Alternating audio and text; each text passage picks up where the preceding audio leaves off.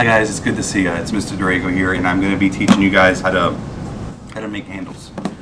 And over here I have some pre-extruded handles. Got them wrapped up pretty good so they don't dry out. So this is the die that was used to extrude this piece of clay, and they're just kind of sections and put in here. And I'm going to go ahead and do this. It's stiffened up a little bit, which is a good thing. I actually kind of like it a little stiffer. I'm going to cut this in half for a smaller size handle. And you don't want a handle that's just extruded. There's no art to that, no beauty to it. One of the things that makes a handle beautiful is where it tapers. It goes from wide to thin. So we're going to stretch this a little bit. We're going to what's called throwing a handle. I have a bucket of water. With my left hand it's dry. I'm going to grab the top part of this here so it doesn't slip. If I get it wet or my hand's wet, it's going to be very slippery and hard to hold on to. But the rest of it, we want it to be slippery. And one of the first things I'm going to do is I'm going to take out that groove in the middle. And this is harder than it looks. It takes a little practice to get good at it.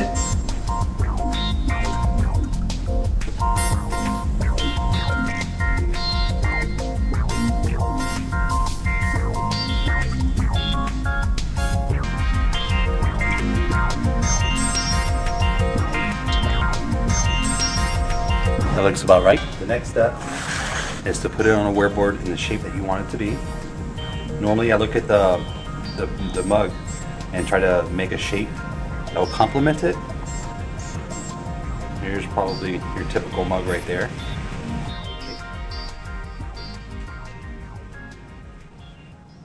And I'll let that stiffen up. I'll either let it dry or put it in front of a fan or a hair blower.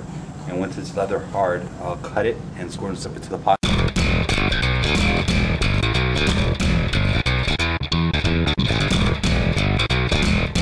For this segment, we'll be covering how to attach a handle. Previously, I showed you guys how to throw a handle, to stretch it out. And here's some handles that were thrown, and you can see that they go from wide to thin at the bottom, and that they're leather hard. I can lift them up, and they hold their shape. They don't sag in any way, but they're still soft enough and flexible enough that I can cut through them and bend them and adjust them as needed. All right. So right now, I always have an extra one as a backup. Right now I'm going to go ahead and pick my favorite. I'm going to attach it here. And I'm looking at it from this side to see where I'm going to attach it and cut it.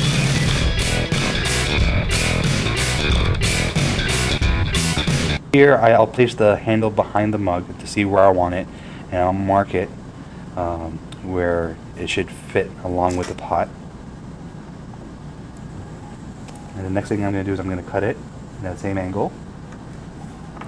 Over here, because of the curve on the top, I'm going to kind of follow that curve here.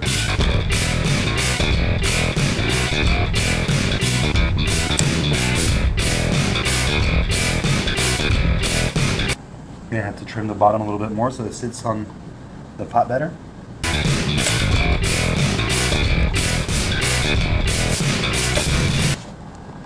There we go, that's about right. Okay, it's kind of sitting a little bit flat, so I'm going to cut this a little bit round so it sits a little bit better on it.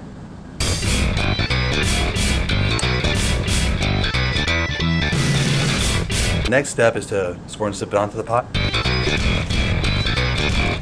And what I normally do is I'll go ahead and put the slip on the pot, on the handle, and then put it where I want it to go. Make sure it's lined up, straight up and down, where I want it to go.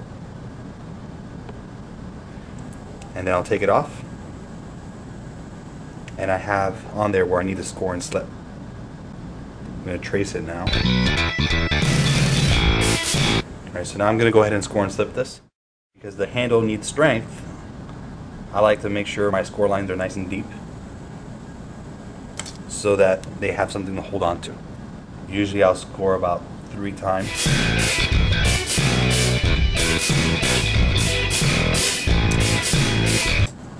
Let that sit for a second. And I went vertically before, now I'm going to go horizontally.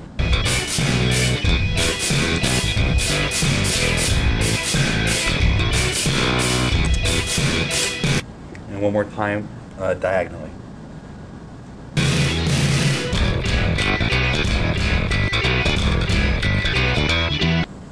now we're ready to attach it. And you want to make sure that you press it in firmly into the pot. Having the whole pot be leather hard and dry to touch and firm makes a world of difference. Most of my students, they try to do this while the clay is still too wet. And in the process, they dent and ding their pots. All right, and the last thing I'm going to do is I'm going to clean up where the slip has oozed out from the handle.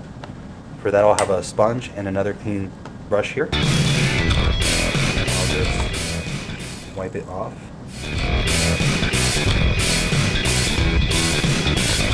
Sometimes I feel necessary to dip it in water and clean the brush. My brush was getting a little saturated with clay, so I rinse it in a bucket of water, take off excess water, and then I'll begin wiping again. Sometimes I use this to shape and file down my pot in specific areas.